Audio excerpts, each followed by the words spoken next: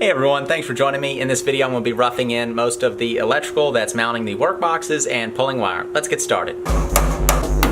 House rich. I'm into that beach.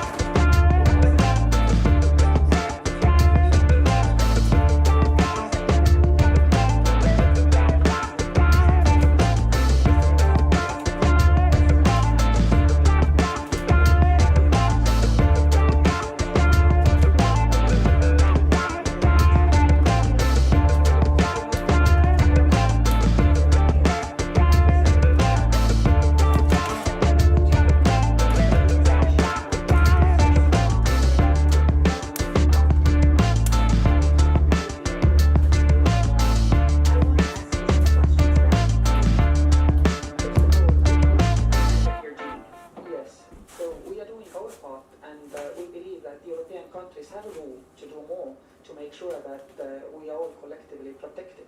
But do you feel that this White House has your back? We've had Vice President Pence visiting Tallinn, where he met not only with me, but also with my other Baltic colleagues, Lithuanian President Mr.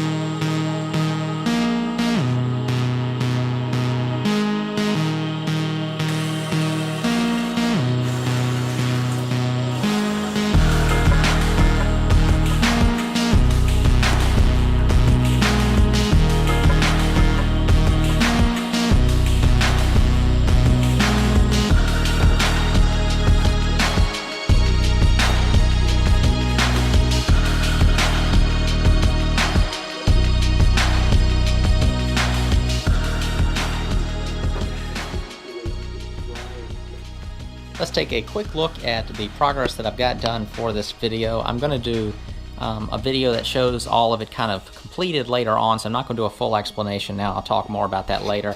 Another thing I want to say is, just because you see me doing something, don't automatically do it. I make mistakes in these videos. I say the wrong things sometimes. When it comes to electric, make sure you get it right. It's dangerous. It can kill you. It can burn a house down. It can cause a lot of bad things to happen. So, you know, do things the right way. If you don't know how to do them, get someone else to do them or learn how. Here's the breaker panel that got moved. You've already seen that in another video. If you haven't, the link will be in the description below. You can see where all of the home runs are coming in. All these will get hooked in later. I've got different outlets here and there. You can see multiple wires coming out of boxes. That's because some of the wires are bringing in power, other ones are shooting out to different circuits. All the wiring in the house, the 120 or 110, whatever you want to call it, is done with 12-2 wire. So that's just 12-2 Romex. That's what all the yellow wire is. So that means there is a hot, a neutral, and a ground. And then on some of these 220 wires, like this one right here, that is a 10-3 wire, meaning that there are two hots, so two legs of 110 or 120. I'm not really clear on the difference. And then you've got a neutral and a ground. If anyone wants to talk about the difference between saying 110 and 120 or 115, feel free. The other orange wire down there is the same wire, but it's one less wire, so you call that one 10-2. So that has a hot, a neutral, and a ground, but the hot and the neutral are used as a hot in that one that runs to the water heater. In the back of the laundry room here, I've got the hookups for the washer dryer. Well, the hookups are, this is the water hookup, and then the electrical is coming in behind it. So that top one is the 12-3 wire, and then I've got a dedicated circuit for the washer there. Long wire coming out of that one just where it can kind of reach up to the top of the water heater, and that'll be inside of some sort of a conduit of sorts. Lights in the ceiling, all the lights are wired in with 12-2 wire as well, because they are on the same circuit as the outlets in each room. And you get people that will have a problem with that, talking about the lights dimming if you're vacuuming or something, but it's not that big of a deal. Can lights in the ceiling. I like can lights in kitchens. I think they're great. They're inexpensive. There's nothing much to them. They're low maintenance. You don't have to clean globes or anything like that. They're all wired onto the same switch, so you flip the light and they all turn on. It's nice and bright. It's what I've got in my own kitchen, and I like them. There will be some additional wiring going on over in this area. That is where the sink is going to be. Those will be, protected outlets. There'll be some outlets over there on the wall. There's one right, let me see if I'm pointing at it. There's one right here in this room, and then one that points to the other room. This is the switch for the can lights. One thing you may have noted in that video is I kind of lost control of my measuring at some point because I got the length of that wire wrong for the oven, and that's a $3 a foot wire, so that was an semi-expensive mistake, and I've got to go buy another one that's 5 feet longer. I don't know how that happened, but it happened. There'll be some wiring above the countertops here. I need to check on some stuff on those. That is beside the sink is all the way over here, and then the oven and the countertop will be over here. It's just the best way I could do the layout in here and still have room for a table, and I think have everything flow good. So what I need to find out is, do the outlets need to be protected over here? There's no source of water over here, but it involves cooking and wet stuff, so I'm not sure yet. I doubt it, but at the same time, I wouldn't be surprised if you needed to have that. In the living room, there's just outlets running around the whole floor. I put outlets about every 10 feet. I like a lot of outlets in a room. Keeps people from running extension cords everywhere. In a rental house, I think that's especially important. I've shown up in houses, and just because someone wanted to have a room decorated or arranged a certain way, they'll have one of those little tiny brown extension cords and TVs and VCRs and DVD players and space heaters and video games and hair dryers and curlers. I mean, it's just everything in the world you can imagine plugged into something that small, and the wire's just laying there melting. So pretty dangerous. There's the light. They'll just be one of those globe style or boob lights, whatever they get referred to. And then here in the bedroom, same as the other room. The only thing I guess to mention will be here in the bathroom. We've got this larger, it's a 3-gang box, so there'll be 3 switches in this. One switch will run this light plus the fan. So 2 switches. I mean, one switch runs the fan, one switch runs the light, so they'll be separated. It'll be unlike when you walk in a bathroom and you flip it on, the light and the fan comes on at the same time. Not a fan of that.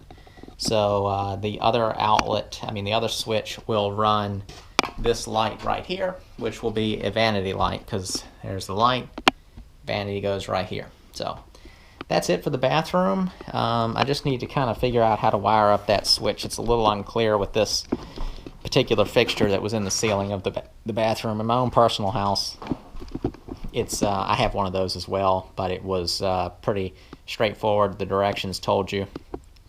In this one, they just tell you how to use some little special switch that they sell, and I don't want to do that. I want to put it on a regular light switch. So as far as the electric goes, what still needs to be done is the oven, any kind of wiring here and in the kitchen. Everything else in the house is done. I need to finish hooking up the stuff in the bathroom like I mentioned. And then the heat pump, the wires are already on the heat pump. They're long enough to reach the box. So those just need to be running connected. And the wiring that runs to the back, the light that'll be on the outside house in the back, in the front need to be put in. So that is pretty much it. Once that's done, the full rough-in will be done, and I can show that progress if y'all would like to see it. And then, of course, there'll be all the finishing stuff of putting the outlets and the switches in once the insulation and drywall go up. So that is it for this video. Hope y'all enjoyed the topic, seeing this work get done. It's tough to get all these things filmed while you're doing this work. But I am enjoying making the videos and showing you guys. Hope y'all enjoying it. If you'd like to see more, check the description below. That will have everything that I would want to mention that I'm going to forget now. I'll have that all in there, but I've got a website, thehomesteadcraftsman.com, several YouTube channels. One's The Homestead Craftsman, one's called Square Inch. I'm kind of working on another YouTube channel now where I'm going to talk about unrelated topics or maybe some investing stuff in particular, but not showing work, but just talking about investing in general, different things that you can maybe consider yourselves, and just kind of talk about what it is that I'm doing, whether or not you want to or not. I've got an Instagram page, that's The Homestead Craftsman. The Facebook, that's Homestead Craftsman. Kind of doing things under different names, Homemade Home, and then The Homestead Craftsman. So you can just kind of search for any of those things within the different social medias and see if I've got something going on. These t-shirts, I've had some people ask, it's little hand plane shirts. You can buy those off my website. There'll be a link in the description as well. I don't know. I don't need to go on and on about all that stuff. Y'all know to look in the description if you'd like to know what to look at next. And of course, check out the playlist of this whole process if this is your first video, and you can watch all of the videos to the end. So I'll post all of them until the house is done and let you know what I end up doing, whether I rent or sell, and the end numbers and the whole thing. So thanks for watching. I'll see you in the next video.